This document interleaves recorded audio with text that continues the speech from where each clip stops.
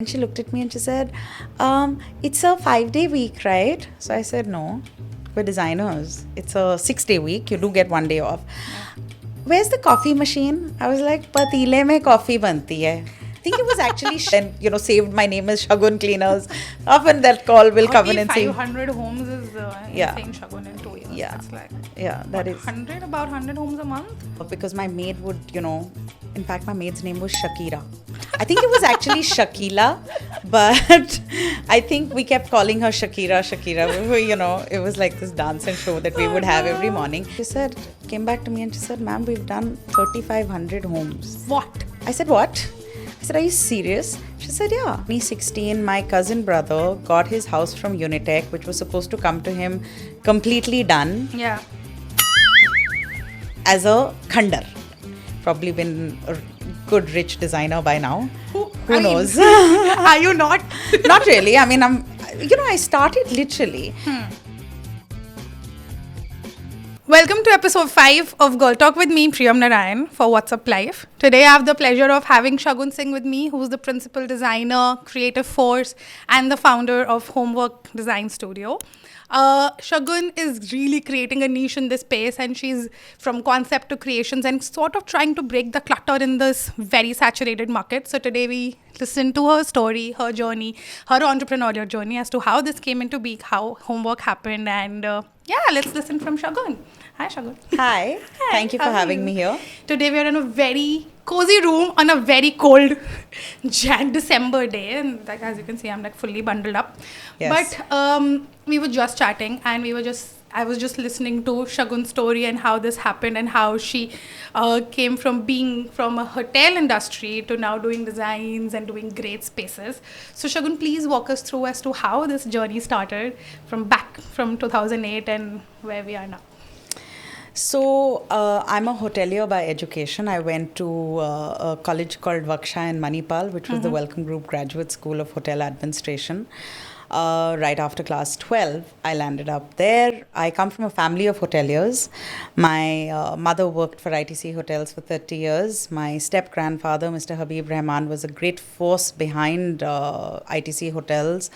I grew up in that life, where I was watching them work in hotels, work in luxury, build hotels, especially my grandfather, who I was very, very close to.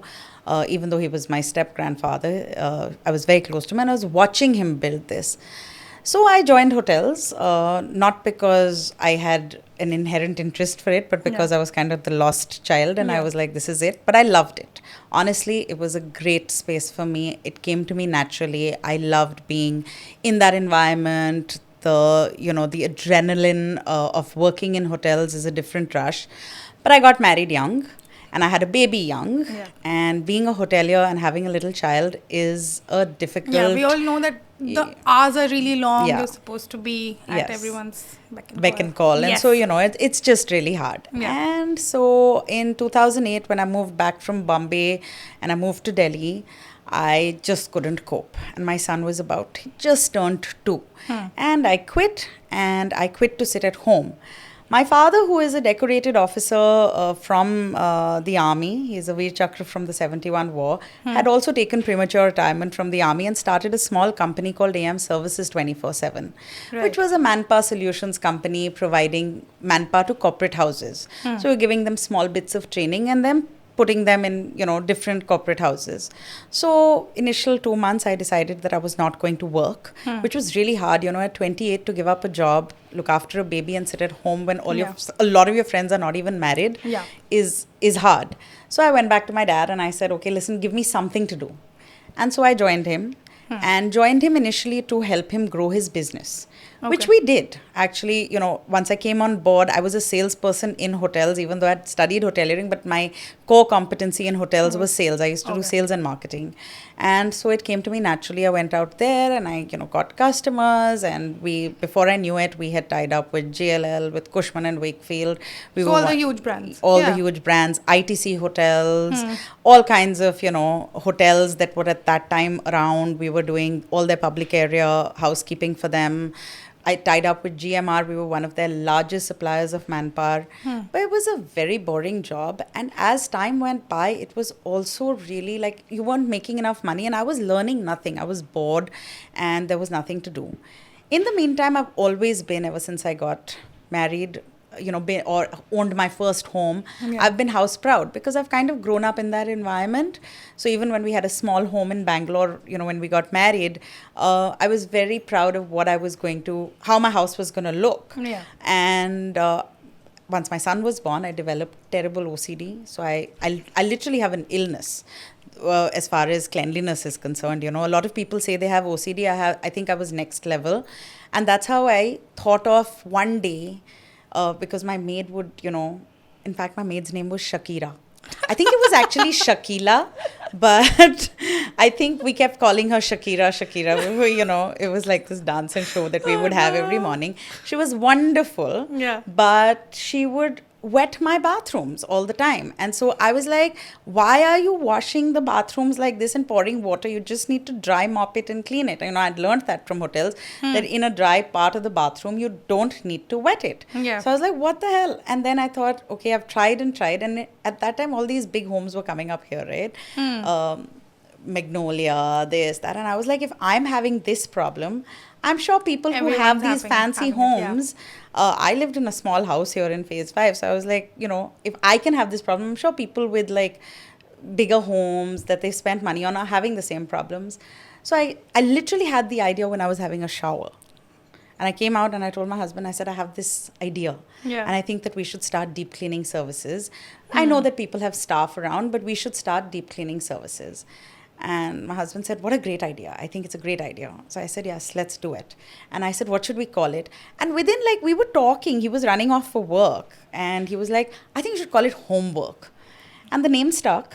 We went on to, actually, I told a few friends, parents who were very kind to say, yes, let's try your service. And it started as that. In 2012 is when I started homework. Okay. Before Urban Clap or any of these guys came into the market. Yeah. And word of mouth, I barely charged anything. I didn't know the business. And my father was pretty much entertaining me, right? He said, okay. I said, I have this idea. And he said, you're completely nuts because, it would work abroad. But here where we have staff at home, who would want to use a deep cleaning service? I said, let's try it. There's no harm. We have the manpower. What's the problem?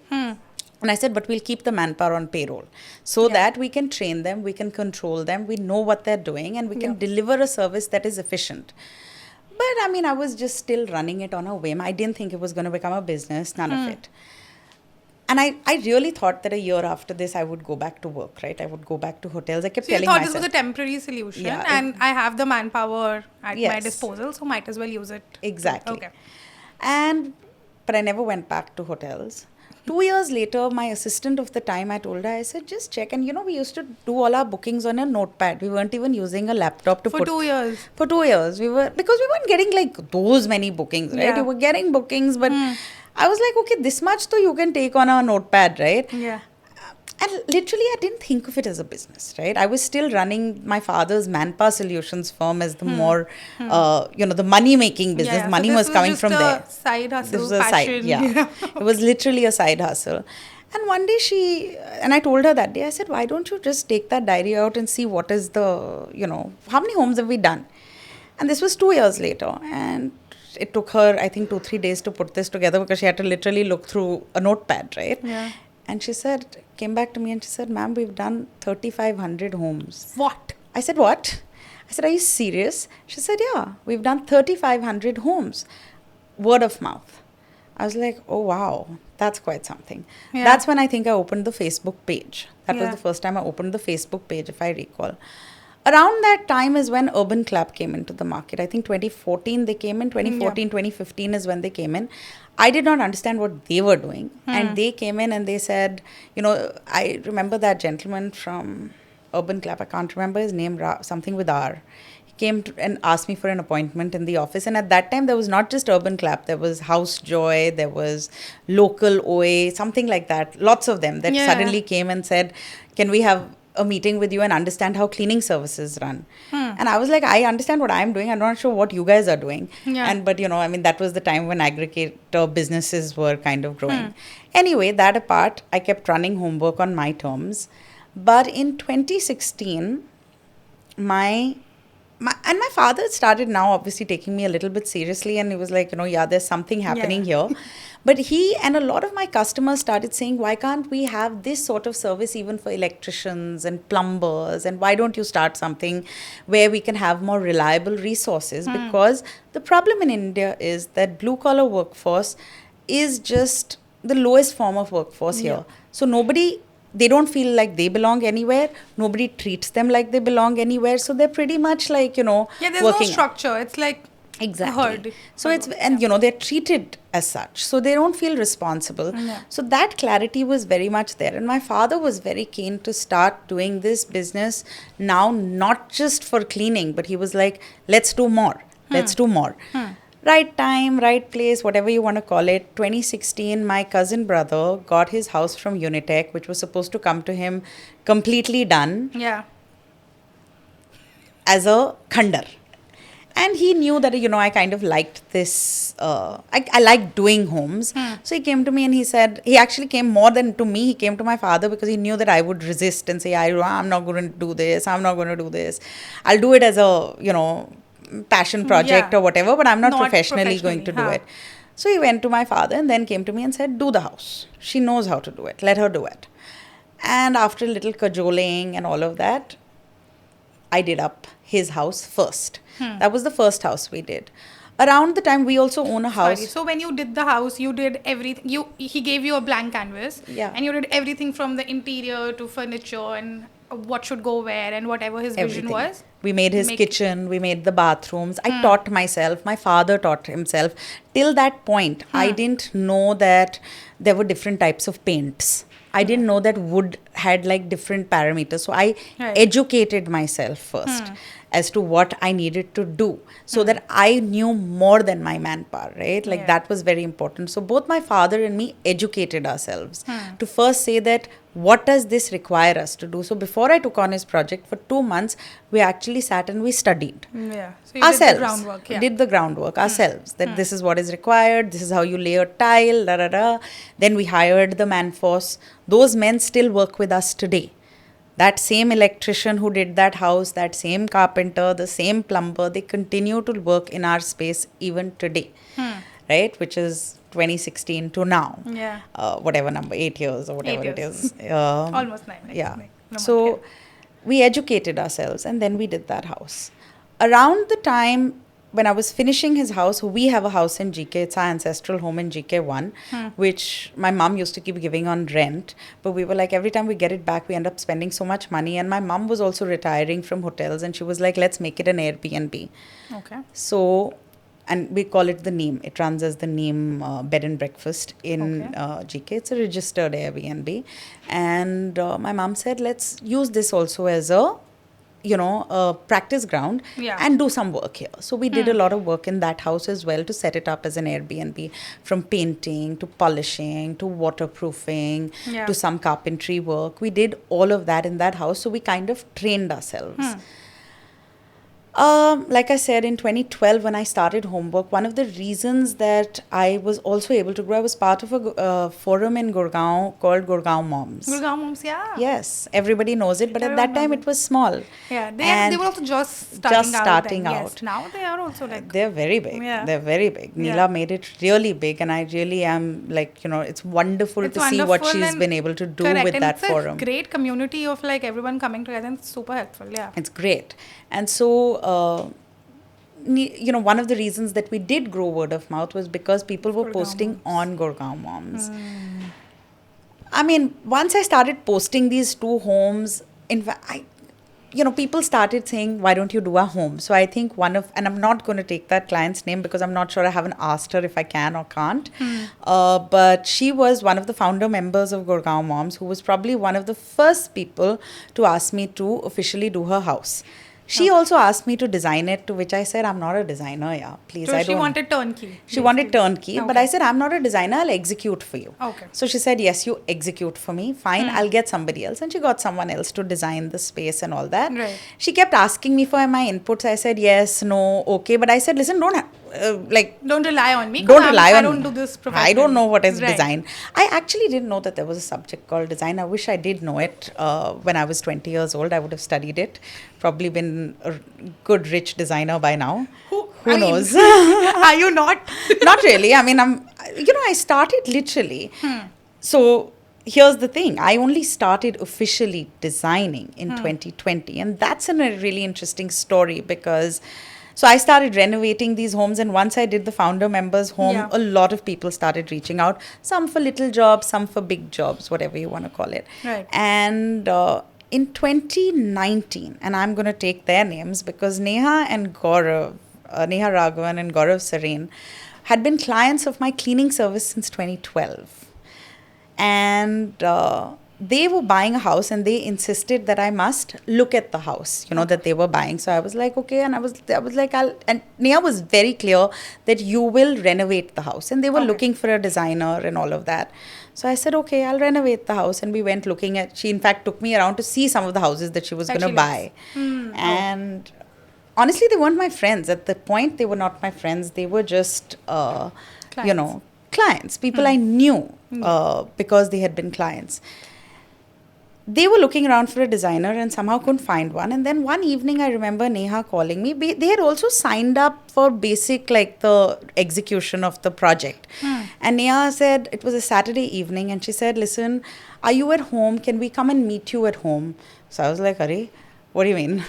I was like, okay. I told my husband, I said, listen, do you mind? And he was like, who are they? I said, they're clients of mine. They want me to do their house and they want to come and meet us. Yeah. So he was like, okay, fine. We have nothing better to do anyway this Saturday. So let's do it. So they came over and they looked at the house, and Neha looked at me and said, why am I been driving myself nuts looking for a designer? Here it is. You're sitting right here. Why aren't you designing my home? So I said, are you nuts? I don't know the first thing about design. And I mean, this is my home. I do it as per what I understand. Yeah. And even if I make a mistake, that's fine. Yeah, I can it's fix mine. it. Exactly, Yeah. right? So I was like, are you nuts? They were like, no, you have to do it. And that's when they told me, in terms of design, I didn't know that, there was something called 3D renders, that there was CAD, all of that. I wasn't AutoCAD aware. and 3D renders, And so they told me, and they said, this is what happens, and create the design. But I said, but I don't have the software, nor I know how to use it. What are you talking? They said, you can, through Internshala, hire someone. So I hired my first intern to do all my CAD designs when I was doing their home through Internshala. Who did so she basically I gave her the vision, I gave her the floor plan, because a lot of the condos here have floor plans. Yeah. And I said, this is my vision for the house. Can you make a 3D render of make it. a 3D render of it? And she did it. And, that house, when we finished, I will always hold it to saying that it was one of the best things that I did, because it was the first one that I officially designed. And it was Neha and Gaurav who officially told me that now start charging for design. And I was And like, you okay. did this free of cost for them? I didn't know you could charge. First of all, I didn't know you could charge. Second of all, I was petrified. Yeah. I was like, I'm not going to charge someone to do something. I was like, this is my vision. What if, when I was doing those rafters in the dining area or making this brick wall, I was like, what if I don't know how to do the brick wall? What if the brick wall doesn't come out well? What all can happen? What are the, what if my lighting is all wrong? Because, different people like lighting differently, right? Like, I may like ambient lighting, but somebody might like a lot of direct lighting. I was like, what will happen? This way I'm not going to charge anyone. So even when I initially started designing, I was charging very little money because I was petrified, right? I was like, I don't want to get it wrong. And as I got more confident and I got more, I was educating myself every single day, and I was like, I have to learn something new. Then I was like, okay, now I feel like I can do this better and I can do this better. And today I'm very confident, but never to say that I've stopped learning. Yeah. Every day is a learning for me. I make my mistakes and I stand up for them and I say that I've made a mistake. or my team makes a mistake. Now I have a much larger team. Yeah. I have, Sohela, who's my senior designer and my right hand. I don't think I could operate without her. I now have a younger designer on board as well, a young girl just out of college. Right. I've always had a girl who does my renders for me for some years now, even before Sohela came on, who is amazing. In fact, this was before Sohela came on. I had a very interesting project where my client was living in Dubai. This was about a year and a half ago when they signed up. It was a complicated design. And, the girl who does my renders, Swanti, she used to live in Delhi at the time. And I said, can you come over? Because I don't know how to explain what I want out of this. Right. Maybe when you're standing here, you'll understand it. Yeah. And very sweetly, she came to the site and she walked around and all of that. So, I mean, it's been a very interesting journey for me. Yeah. And it continues to be. See, I started it because I liked doing it. I was passionate about it. I also like shopping a lot. I'm a compulsive shopper. For home goods? Or Yeah. Oh, yeah. Home goods. I mean, I like shopping in general, whether Yeah. home or personal. Yeah. But I love shopping for homes. I love buying art. I love buying, carpets. I thrive on it. I like looking at carpets. Yeah. I like looking at art. Yeah. Again, things that I've picked up in my childhood. My grandfather, my mother, all of them big art collectors. So yeah, I think it's been a really evolving journey for me, and it continues to be an evolving journey. And because I like doing what I do, I'm like, as long as I enjoy it, it's good. The minute that I often tell my team that if I don't enjoy it anymore, then I don't want to do it, because it must be enjoyable for me at every moment. Yeah. And so that's the journey. But then, okay, so just we have learned that this was like a backward journey for you, where you knew this is something you were passionate about, and then you went back and you learned it, and now you are doing great in this space. If you could just list down what exactly homework does.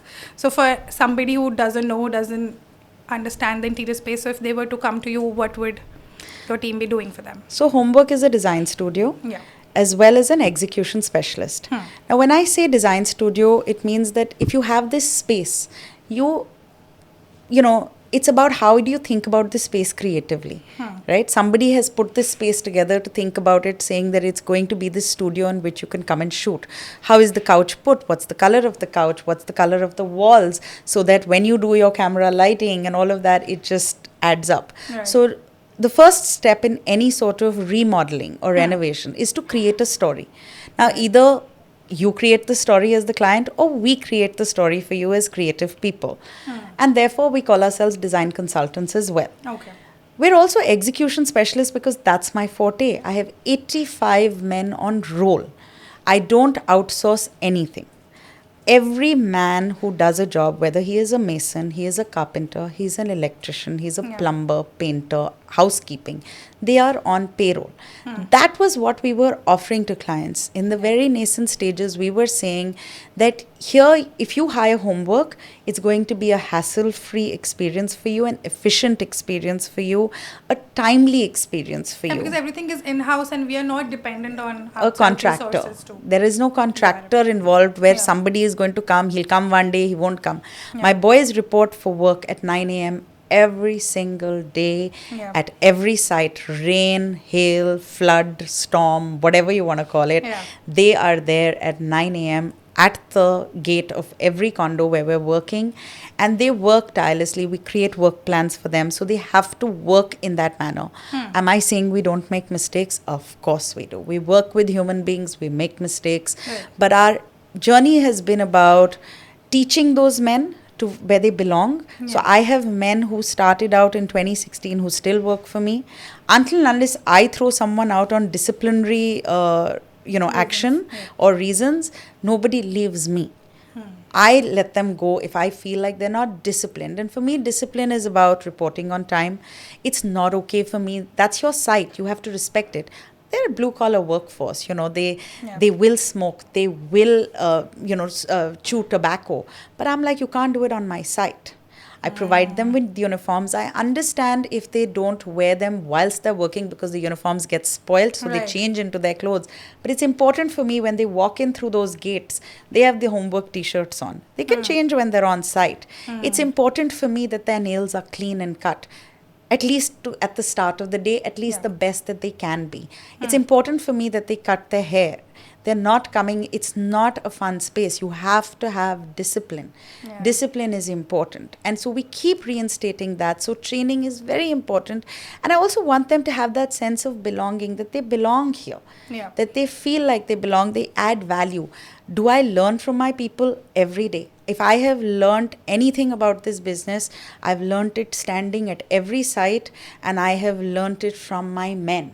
My men have taught me, my painter, my carpenters. I learn from them every day, and I'm not ashamed about it. Yeah. Not for a moment. Yeah, but you said a very interesting thing off camera was that because in India, all these people, the masons, the laborers are treated like her, right? And you wanted to give them a place where they could belong, and you wanted to sort of give a structure to all these blue collar jobs, which is what you're doing, and it's amazing. And I think like now that we are speaking, it's also from your journey that wherever you learned during the hotel industry, being a hotelier, then when you're working with workforces, and now all of this you've combined, and now you've put it here, which is and my father's great lessons when, my father retired 2 years ago from the company and handed the reins over to me completely.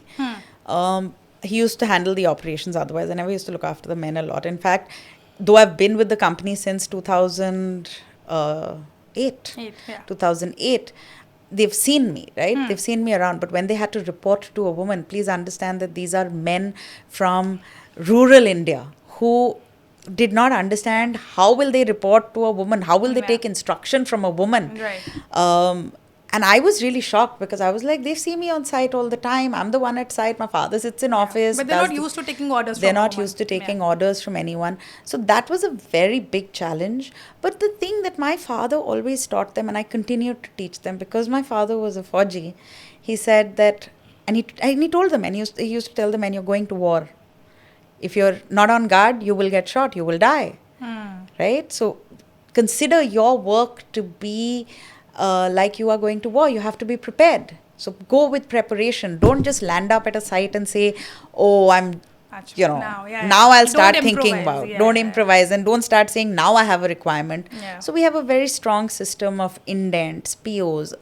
There is a project manager. So the way that we operate is that even when we're executing, every site has a supervisor who's an on-site supervisor who's in charge of sending me videos 3 times a day of how the work is happening at site. He has to send me physical videos from the site. He's responsible for collecting any material that comes, taking accounts of all the material. He can't just say, oh, give me 50 bags of cement, and I don't know where 50 bags of cement was used. Yeah. Then I have, for every site, I have a project manager also. The men are all on roll. So, we're creating a sort of environment where, one, each person is growing. Some of my site supervisors are men who've grown from being housekeeping boys to becoming supervisors. I'm very proud of their journey because I think they had the ability to learn. They had the drive to learn. Sometimes the poorest man in this country doesn't have the opportunity that someone like me had. I came from a family background where I could go to a great college, have a great life. But there is an India where there are people living who don't get the opportunity. And I'm so proud of some of those boys that work for me, who have worked for me for years, started as housekeeping boys cleaning bathrooms. Yeah. Today, somebody is an electrician, somebody is a painter, somebody is a supervisor who's actually made the effort to learn how to read and write. Yeah. They've also grown on the job, and that's amazing. That's the moment that makes me feel, more than any of my achievements, I think that what makes me really proud is that what my father and me set out to do was to change the lives of, even if it was a drop in the ocean. 85 men is not a lot of men, but even if it was a drop in the ocean, it was to make a change for their lives. And I think we've been able to do that. I remember a housekeeping supervisor when we were running the corporate business. And he was working in one of the companies. His son has gone on to become a doctor, I think. Yeah. I have goosebumps. Yeah. But that's such a... Yeah. Or he was training to be a doctor, or went to medical school. Yeah. Yeah. Not a fancy medical school, but has gone to a medical school. And that's what we wanted to change. So is the manpower business still alive, thriving, or have we let go of it? Okay. No. And then the cleaning services? Cleaning services still continue to run, but not as much. See, the funny story is that I started getting called Shagun cleaners For a long time, people started calling me Shagun Cleaners. It was very difficult, you know. You have to break Yeah. brand image. Fair. You know, Yeah. at the end of the day, to break that brand image. So I still continue to run cleaning. I will Yeah. never forget where I started. Yeah. It's what brought me here. Yeah, I mean, it's a good thing and a bad because Yeah. as Shagun Cleaners, it did create some noise that people are not able to forget. Yes. So, and because homework, I didn't know how to do the whole branding activity. I was not able to bring homework into the forefront. Now that I have, I'm very clear. I still have some old clients who will call and say, or somebody who's heard and, you know, saved my name as Shagun Cleaners.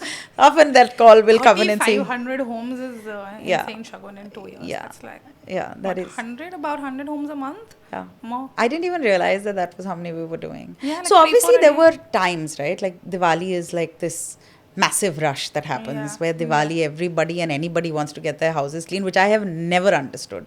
I'm like, why can't your houses be clean all All the year time. round, right? Like, what is the Diwali rush? But I mean, who am I to question? So, since you're the creative force behind the business, who looks at the business aspect of it? Like you mentioned that you were not looking at ki business aa raha hai, kya ho raha hai. But like with homework is So that's why I developed the team. Right. I pretty much, like I said, I grew it on, you know, it just grew. I it mean, just I was grew. doing It everything. was a very natural growth. I was Yeah. doing everything for a long time. I was doing so my father was handling the operations till 2022, you know, manpower, all of that. But we were also building a team, right? At the end of the day, there were supervisors, there were managers that we were nurturing. And there was a back end team that we were nurturing. The part that I didn't have was a design team. Because I did not understand that I needed one, right? I was not really, I was saying, okay, chal raha hai. It's kind of, that was the journey. So then that's how I got in more, you know, designers on board and all of that. So today I have a sales team. Okay. I have a design team. I have an operations team. I have a finance team. I have a purchase team. So there is a whole back end. So I now, though I am the principal designer, and there are certain clients who come to me because they want my sensibility on it. But I often, and we do it. And we, you know, I do design a lot. I love designing. I mean, why would I stop doing it, right? But I mean, I leave a lot of it to my senior designer, Sohela, and her team to go ahead and do. But I'm pretty much involved in that, and I oversee the entire business. I'm As pretty in like industry. workaholic types, right? Yeah. I'm a hotelier at the end of the day. Yeah. I think that's what you're used to. I'm used to working many hours. I need that. I think that's your comfort zone also. Like you like being in a... My husband's a hotelier, doesn't come back till 9:30, 10, even though he is now some hot shot, but he's still used to it, right? Like we're also from that generation. Yes. Please remember that Yeah. we're a certain other generation, right? Like we're in between generation that got stuck saying we have to work very hard. Yeah. I was going to ask, like, how is it working with, like, you are a workaholic, I can get that sense from you. How is it working with younger people and Gen Zs who, it's very tough to make, I'm a millennial, so I can say this, but it's very tough to make my Gen Z colleagues work because their boundaries are so strong and I never had these stronger boundaries. My son is Gen Z. Yeah. Also, drives me a bit nuts. He and his friend did an internship with me last summer, and I was just like, what are you guys doing? Like, what are you doing? So actually, when I was trying to hire an extra hand, Yes. I remember interviewing a lot of kids, and I'll never forget this young girl. She was just out of college. She was 20, 21. She walked into office, and, you know, it's not a fancy office at the end of the day. And at those years, it was absolutely not. I've renovated it and done work on it now. At that time, it was a manpower office, right? And she walked in, she sat for interview, showed me her portfolio and all that. And then she looked at me and she said, it's a 5-day week, right? So I said, no. We're designers. It's a 6-day week. You do get 1 day off. Where's the coffee machine? I was like, patile mein coffee banti hai.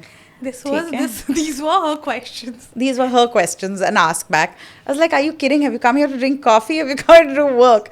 And I'm like, how old are you again? 21. I was like, really?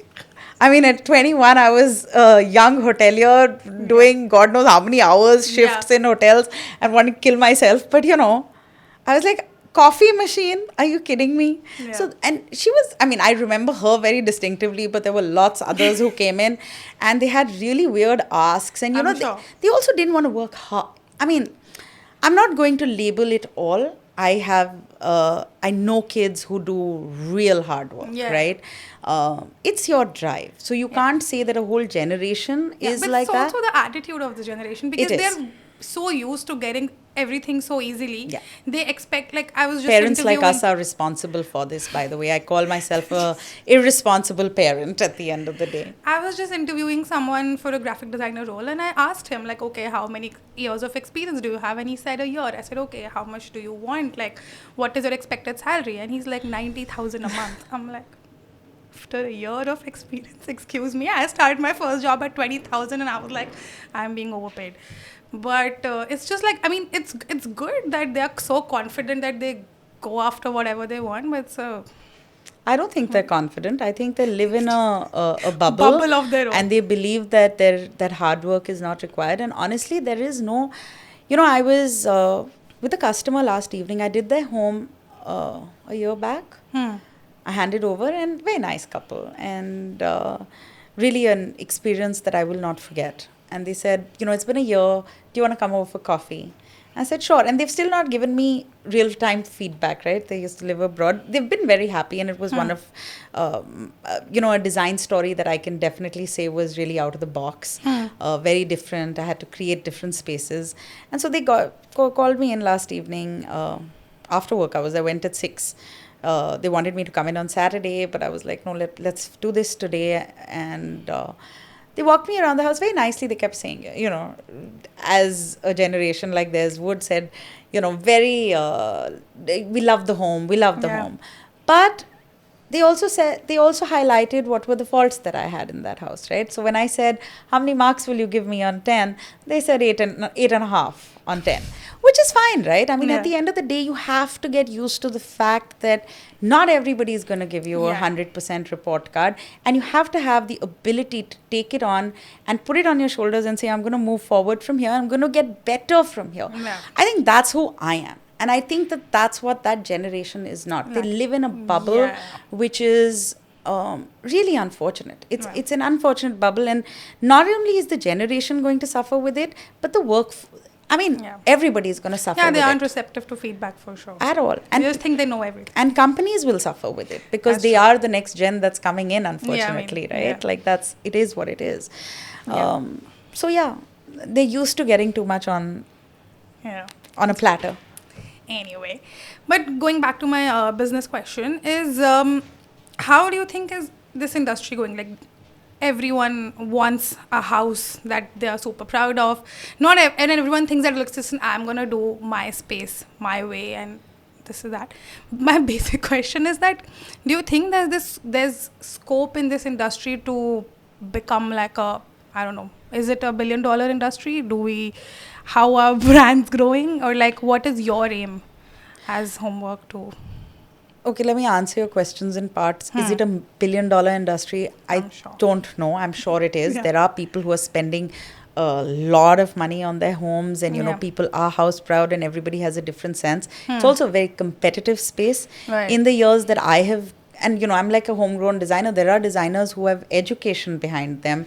They are in the market. There are lots like me, people I know who are also designers who became designers because they were passionate about it. Right.